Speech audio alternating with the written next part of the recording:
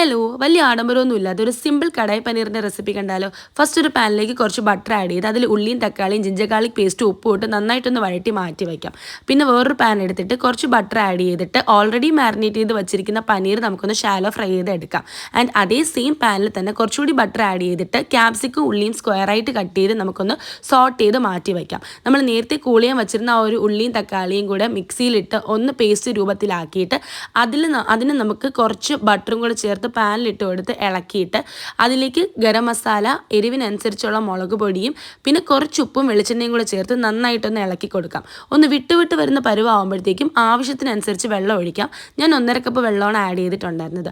അതൊന്ന് തിളയ്ക്കാറായി വരുമ്പോഴത്തേക്കും നേരത്തെ സോട്ട് ചെയ്ത് വെച്ചിരിക്കുന്ന വെജിയും അതുപോലെ തന്നെ പനീറും ആഡ് ചെയ്ത് കൊടുത്ത് നന്നായിട്ടൊന്ന് നമുക്ക് ഇളക്കി കൊടുക്കാം. ജസ്റ്റ് ഒരു തിള വന്ന് തുടങ്ങുമ്പോഴത്തേക്കും ഇതിൻ്റെ മെയിൻ ഇൻഗ്രീഡിയൻ്റ് ആയിട്ടുള്ള കസ്തൂരി മേത്തി നമുക്ക് ആഡ് ചെയ്ത് കൊടുക്കാം. ആൻഡ് ഒരു ഫ്ലേവറിന് വേണ്ടിയിട്ട് കുറച്ച് മല്ലിയിലയും കൂടെ നമുക്ക് ഇട്ട് കൊടുക്കാം. ലാസ്റ്റ് തിളച്ച് കഴിയുമ്പോഴത്തേക്കും കുറച്ച് ഫ്രഷ് ക്രീമും കൂടെ ആഡ് ചെയ്ത് നന്നായിട്ടൊന്ന് മിക്സ് ചെയ്ത് കഴിഞ്ഞാൽ അടിപൊളി കടായി പനീർ ഇവിടെ റെഡി ആയിട്ടുണ്ട്.